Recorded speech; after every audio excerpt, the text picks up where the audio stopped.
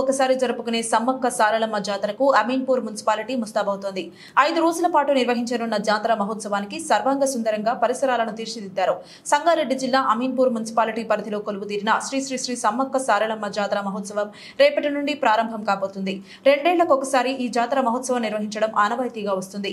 ఈ సందర్భంగా ఆలయ కమిటీ అధ్యక్షుడు నీలం భిక్షపతి మాట్లాడుతూ ఈ జాతర మహోత్సవానికి లక్షలాది మంది భక్తులు విచ్చేసి అమ్మవారిని దర్శించుకుని మొక్కులు తీర్చుకుంటారని, వరంగల్ మేడారంలోని సమ్మక్క సారలమ్మ జాతరను తలపించే విధంగా ఏర్పాట్లు చేస్తున్నామని అన్నారు.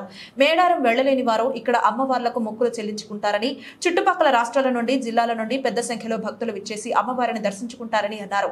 భక్తులకు ఎటువంటి ఇబ్బందులు కలగకుండా అన్ని ఏర్పాట్లను పూర్తి చేసినట్లు తెలిపారు. రేపు అమ్మవారి గద్దెపైకి సమ్మక్క, ఎల్లుండి సారలమ్మ గద్దెపైకి చేరుకుంటారని, దీనితో జాతర ప్రారంభమవుతుందని అన్నారు.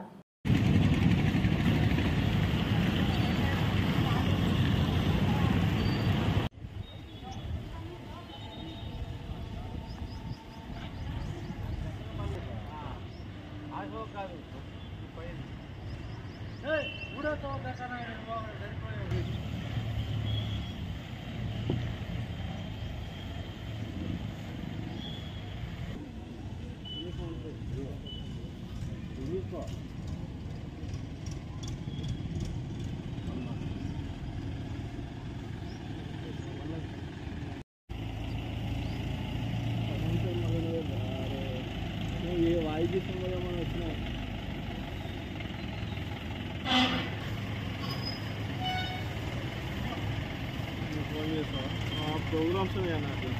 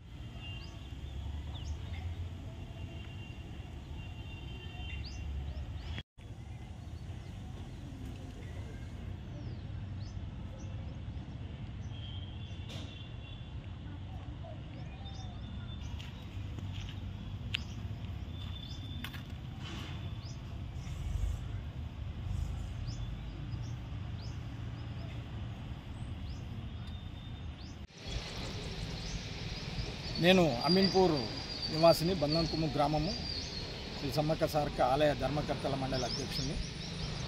మేము ఈ యొక్క జాతర జరిపేబట్టి 20 సంవత్సరాల నుంచి నడుస్తుంది. ఈ 20 సంవత్సరాల నుంచి ఒక 5-10 మందితో స్టార్ట్ అయిన జాతర ఈరోజు 1,00,000 మంది పైచిలకు పోయిన సంవత్సరం రావడం జరిగింది. అదేవిధంగా ఈ సంవత్సరం కూడా ఇంకా భక్తులు ఎక్కువ వస్తారని భావిస్తూ వారికి తగ్గట్టుగా మేము ఏర్పాట్లు చేసినాము. ఈ ఏర్పాట్లలో ఎలాంటి డిస్టర్బ్ లేకుండా మున్సిపల్ వారికి, రక్షక భటులకు, సిఐ గారికి, అదేవిధంగా మా యొక్క మున్సిపల్లో ఉన్న ప్రతి ఒక్క కౌన్సిలర్స్ కానీ, అదేవిధంగా చైర్మన్, మా ఎమ్మెల్యే గారికి ఇంటిమేషన్ ఇచ్చి వారి వెన్నుదండలతోనే నడుస్తున్నాము. ప్రతి ఒక్క రాజకీయాలకు అతీతంగా మేము జాతర నడిపిస్తాము. అది నడుస్తూ ఉంది. అదేవిధంగా ఈసారి కూడా మహా ఎత్తున ఈ ఏర్పాట్లను చేసి తలలీలాలకు కానీ, తాగునీటి సౌకర్యం కానీ ఎలాంటి ఇబ్బందులు లేకుండా చూస్తున్నాము. అదేవిధంగా ఒక బస్సు శానిటైజర్ సంబంధించింది. పోయినసారి అంటే కోవిడ్ సందర్భం ఉండే కాబట్టి శానిటైజర్ అన్నీ చేశారు. ఈసారి కూడా ఒక కాలకృత్యాల కోసం ఒక బస్సును ఏర్పాటు చేస్తాం మున్సిపాలిటీ నుంచి. అదేవిధంగా మున్సిపల్ సిబ్బంది కూడా ఇక్కడ 24 గంటలు పర్యవేక్షణలో ఉంటారు. అదేవిధంగా మేము కూడా అందుబాటులో ఉండి ఇక్కడే ఎవరికి ఎలాంటి ఇబ్బందులు కలగకుండా చూసుకుంటాము. రేపు అమ్మవారు సారలమ్మ వస్తుంది, ఎల్లుండి సమ్మమ్మ వస్తుంది గద్దెల మీదకి. 23, 24 తారీఖు దాకా ఉంచి 25వ తారీఖు నాడు వనప్రవేశం జరిగింది.